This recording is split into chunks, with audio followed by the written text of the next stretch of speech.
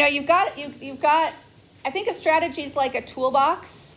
My husband has a toolbox and you like pull out the drawer and you've got all these tools in there, right? You might have your favorite tool, but sometimes you need the screwdriver because the hammer is not going to do what a screwdriver can do, right? You're going to have to switch, even though you might have your favorite. So, okay, you can't use a hammer for everything. Okay, just swing the hammer at it, all right? But yeah. So you got to recognize when would a tool be better. And even in a screwdriver, you could have a flathead or a Stanley, right? And so definitely one's going to work better than the other. So today we're going to learn what to do when U substitution doesn't work. So all your U subs so far, hasn't everything just reduced beautifully? Okay, so then what happens when the problem is not set up like that and it does not reduce nicely? You're going to need a different tool. You're going to need something else that you can rely on. So that's what we're going to learn today. It's the strategy is called parts, integrating by parts. This is connected to our product rule. Our product rule, remember we learned, was B prime times A plus A prime times B, so it's connected to that. So we're going to talk about how this is helpful as a strategy. All right, so your U substitution is going to be your go-to when you recognize A. I've got parentheses, so ding, ding, ding, that almost always works out great as a U substitution. Or B, if you have a quotient. Okay, numerator and denominator almost always works out good with U substitution on the bottom. But what if you don't have those? Okay, what if there is no parentheses or what if it doesn't work? Okay. No, we're not going to give up. All right, so let's review how the chain rule goes. If we have U times V, the product rule, and we were taking the derivative of that, do you remember which one we started with first? Yeah, and what about, so we start with V, and then what do we multiply V by? The du dx, and then plus, and then we switched to U, and we multiplied by dv dx. So that was what we did first semester when we were working on finding derivatives. Could you rewrite this so that instead of being an addition, it was a subtraction problem? How, Andre?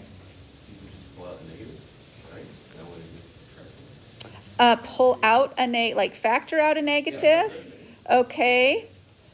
Yeah, I'm thinking of something even like less complicated than that.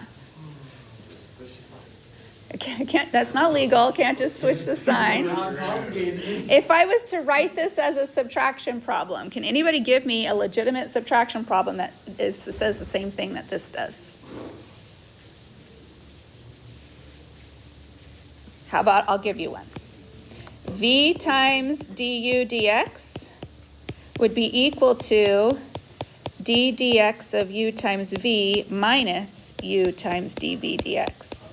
What did I just do? What did I get alone? I got this alone, didn't I?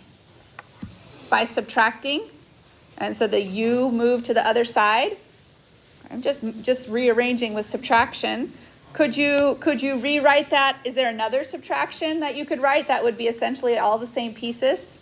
What else could you do? What if I had u times dv dx? What if that one was the one that was alone? Then what would that look like? What if I wanted to get this alone? Then what would I do?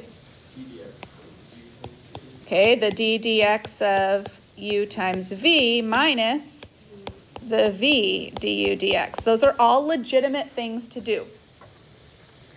And so when we are working with derivatives, we want it to be in an addition form, because the addition form is the form we want it when we're doing derivatives. When we're doing antiderivatives, you want it to be in a subtraction form.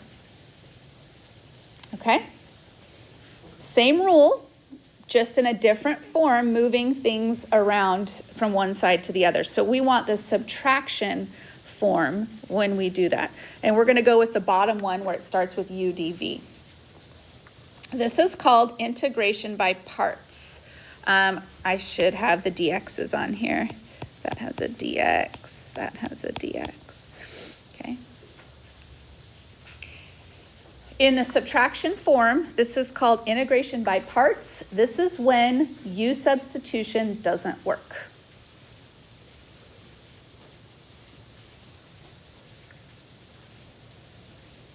All right, let me show you how this goes.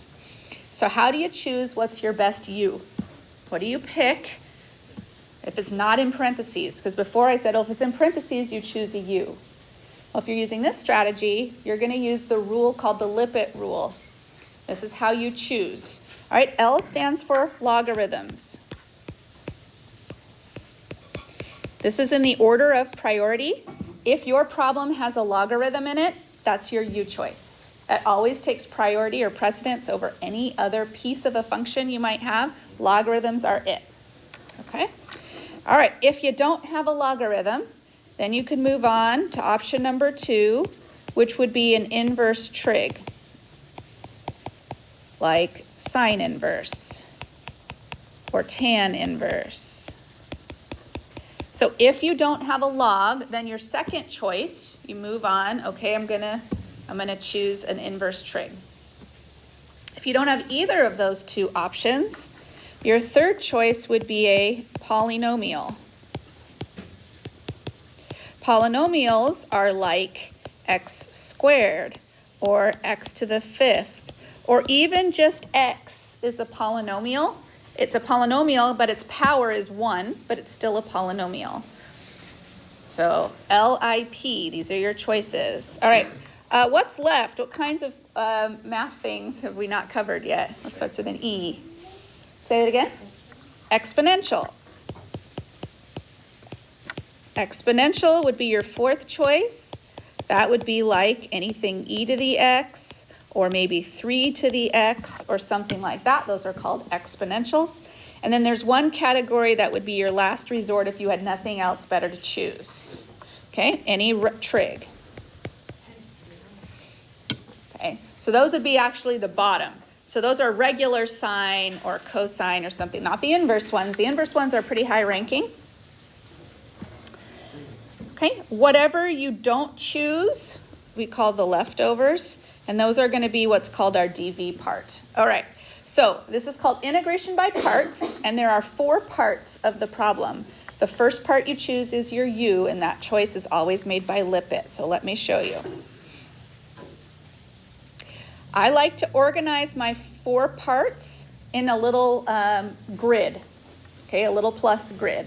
This is just a strategy for helping you to organize things. It's like when you learn factoring and maybe your teacher teaches you single cross or double cross. It's just a way of organizing. When I do this, I like to do a grid. In the top part of your grid, I have a little gray thing that says that's where I want you to put U. So now I look at the problem and I need to choose U according to the Lippitt rule. So I look at my options. I have, this is an option,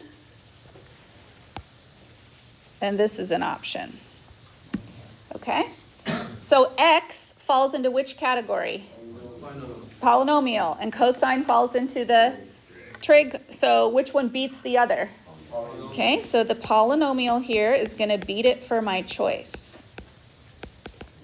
Okay, that means that that is in my U position, so I'm just going to put X there.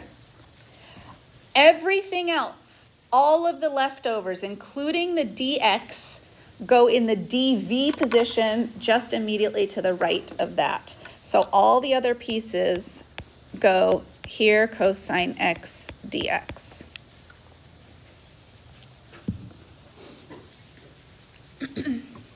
All right, now, the other 2 parts you're going to have to make. Underneath the x one, you're going to put the derivative of that.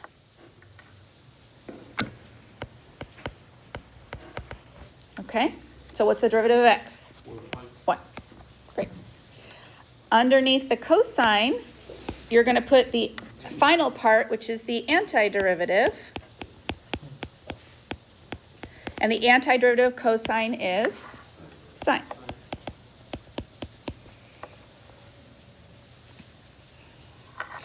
And then you follow the subtraction rule.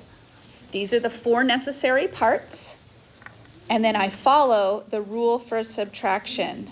All right, so the rule says this is going to equal U matched with V. Okay, now we know U is in the upper left. I know you covered it up with your words, but where was V? Bottom right. So the combination of those two. X sine x.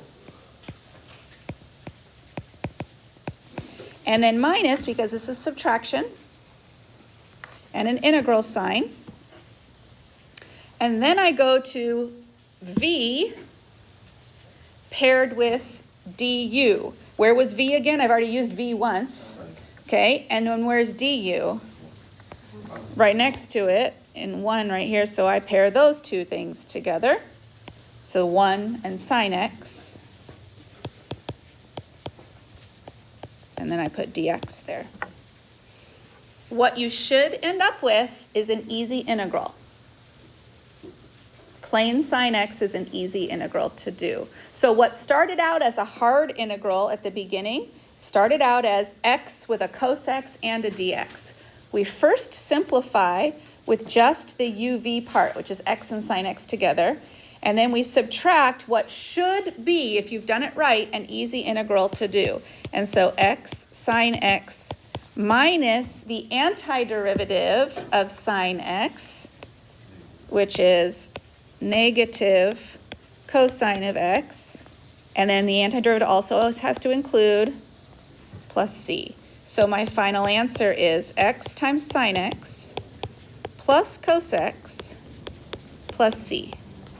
And this is the antiderivative of the original problem we started with. Does it matter if plus c is on the inside or outside? As long as it's plus c. Okay. Like, I mean, Right. Okay. What we ended up with is the antiderivative of what we started with. How would you check your work? If what I ended up with is the antiderivative of what I started with, how could I check?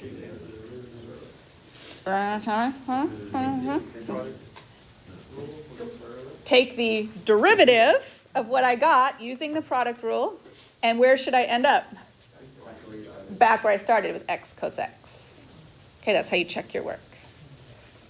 All right, we're just going to practice this over and over and over again. This is called integration by parts. It's when U substitution doesn't work because there's no good parentheses happening.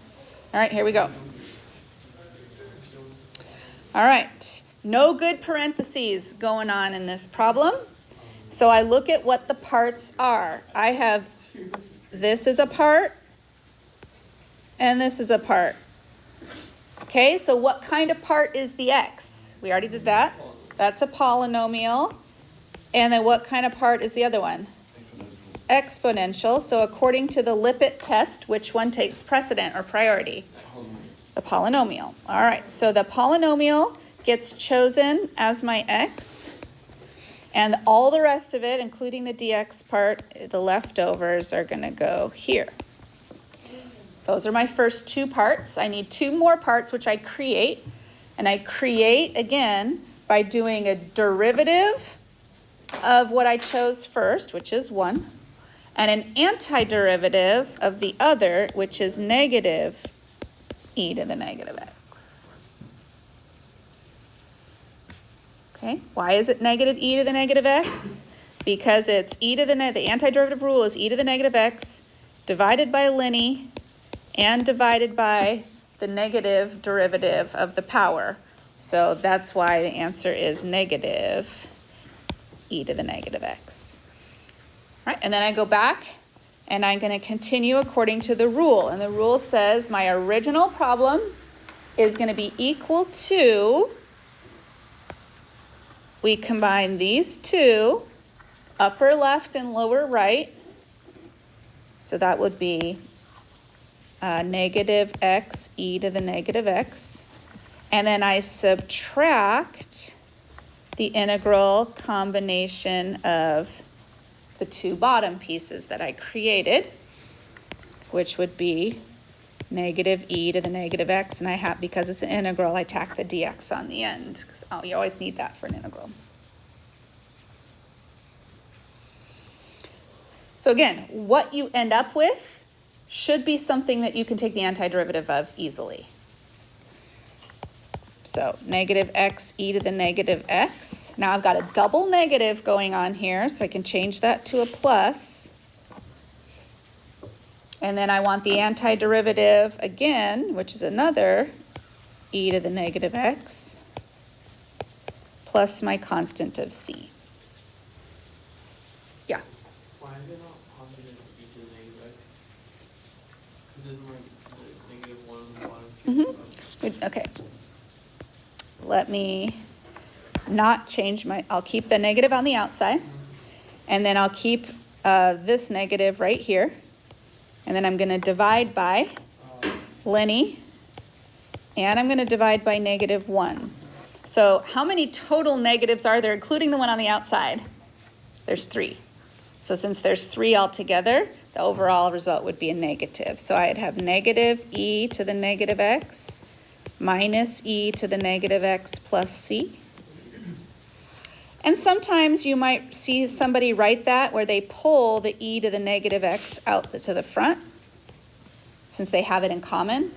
And if they pull that out to the front, then it would be negative x minus 1 on the inside. Either one on an FRQ, either one of those is fine. On a multiple choice, you might have to pick the right format, depending on if they factor it. All right, so far, what has been the category that we've chosen for our integral, our U choice first for both of them? P. We've started with P for both of them.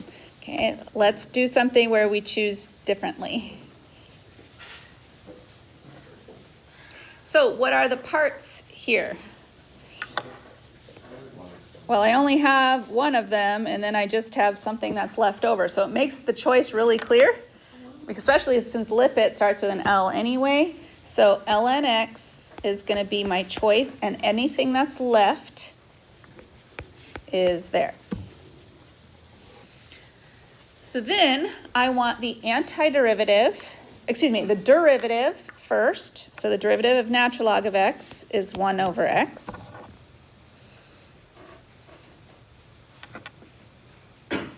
And then I want you to be clear about, that's not just a dx there in the upper corner.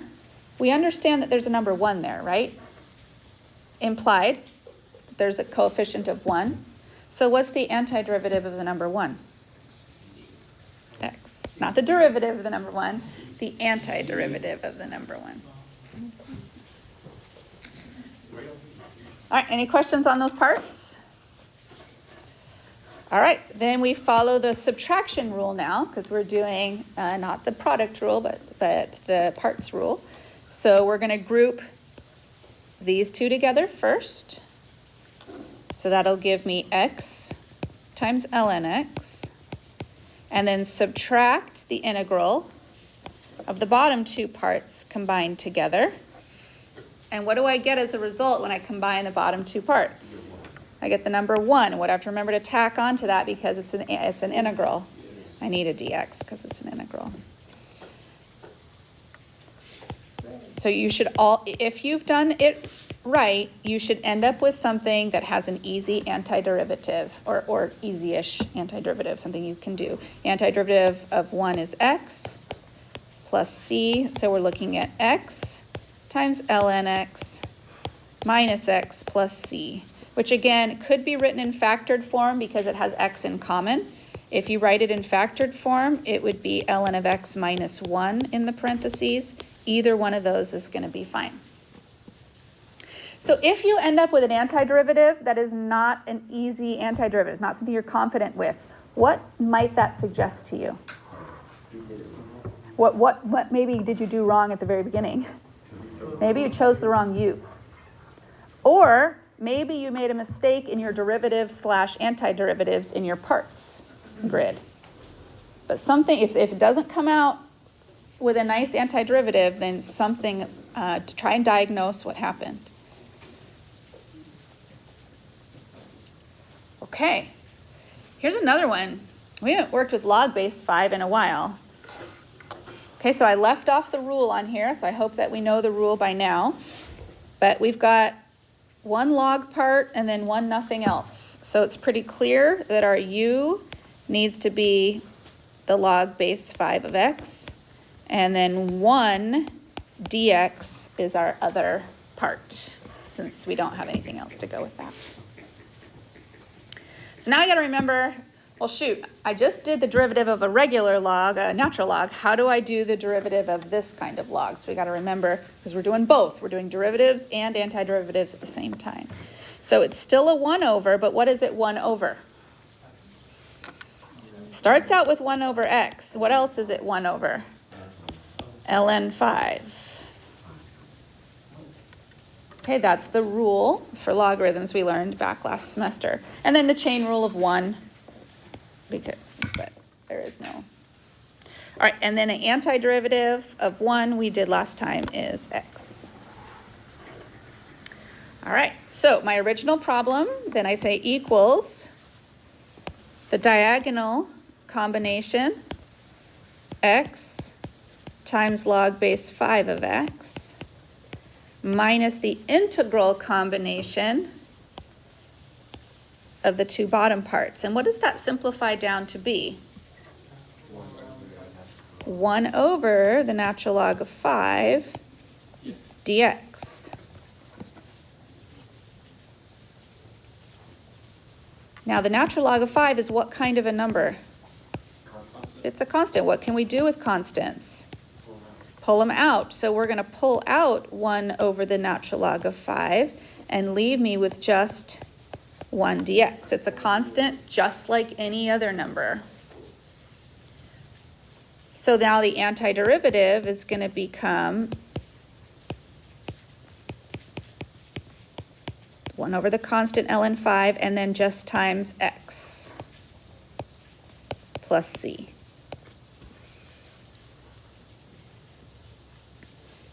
Now, is there anything in common I could factor?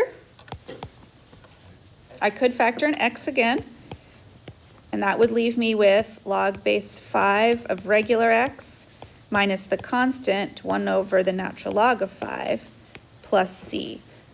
I'm just showing you both because who knows what format the answer would be in, regular format or maybe factored format.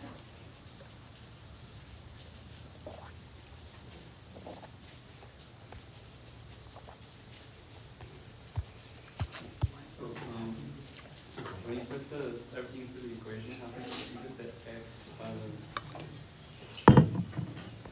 the v is x, so why'd you put 1 over The v, because when I combine, see my green circle? What I have circled in green? There's two, there's a, yeah, the x's reduce each other.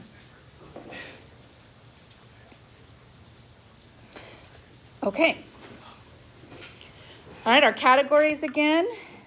Again, U substitution is still going to be your favorite way. It's my favorite way. But if it doesn't work, like there is parentheses here, but the only thing in parentheses is x. So if I did a U substitution, all I'd be doing would be changing U to x. So that doesn't really do me any good. So that's why I'm going to go to the parts, and I only have one part. This is an I. So I is the second highest category. So it would be the inverse sine of x, and then 1 dx being my other part. So see how many things you got to remember? Now we need to know which derivative do we have to remember? The inverse sine. Okay, all right. Let me see if I can pull that out of my memory. It's 1 over something. In fact, 1 over a rad. And what is under that rad? Good job. Okay, 1 minus x squared. And then my antiderivative is just going to be x.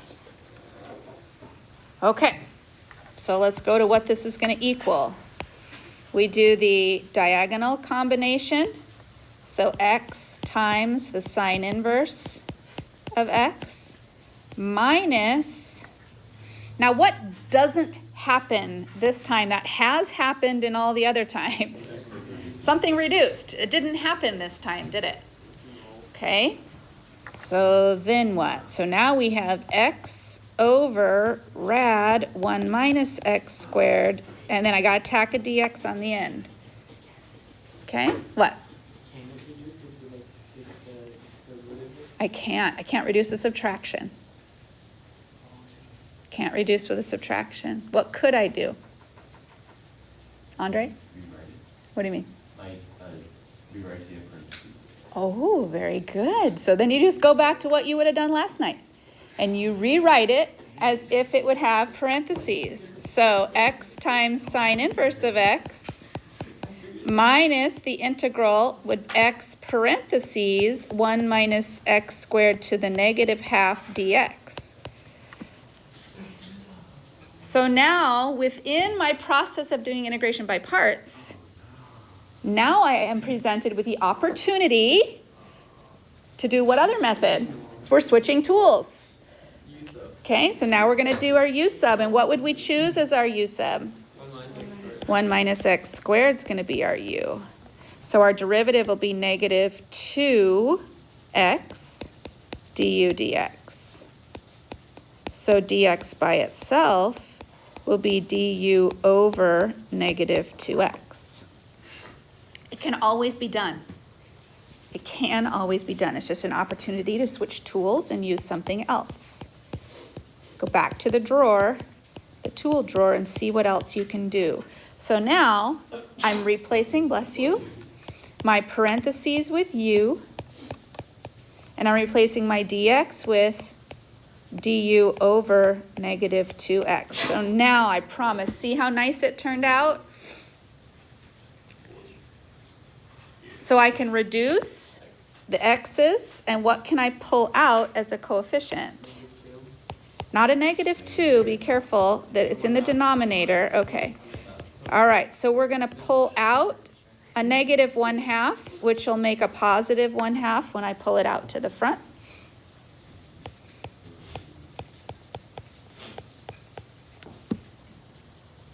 And now we can do that antiderivative.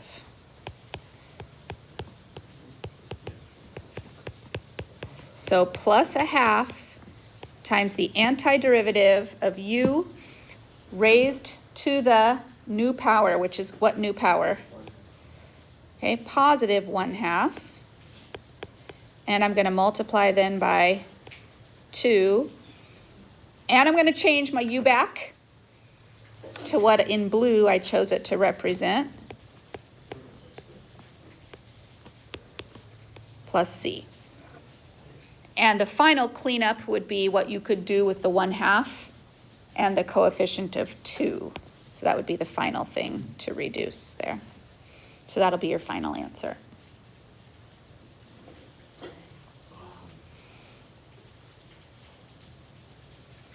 Okay, last one.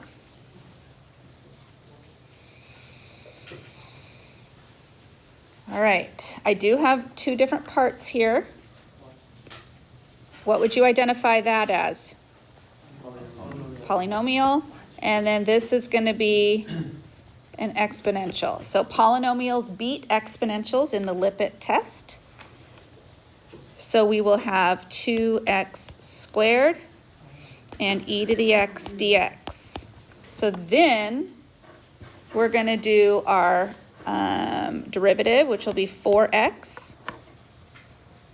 And what's the antiderivative of e to the x dx? E to the x. Okay.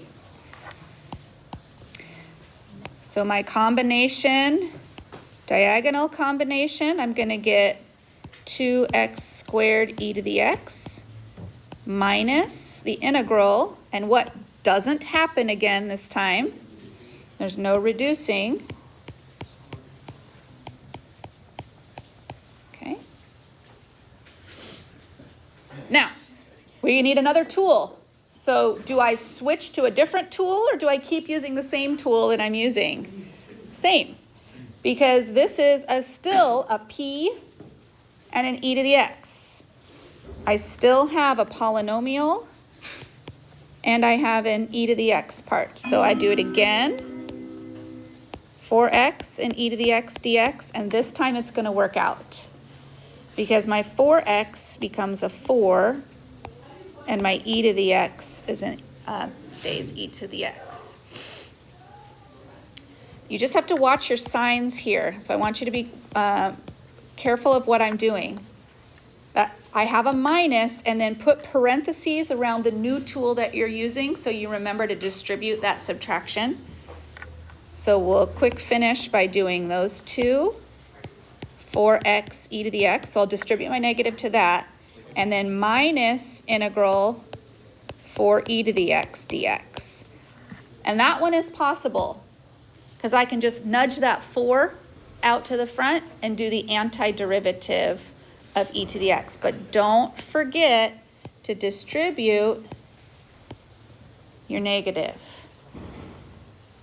So your final answer would be 2x squared e to the x minus 4x e to the x, but then plus, because of the negative that got distributed, the constant 4, the plain antiderivative of e to the x, and we finish with a plus c. Is there anything you could factor out of all of that? A 2 and an e to the x. So you certainly could factor a 2 and an e to the x out of all of that and have your answer be x squared minus 2x plus 2.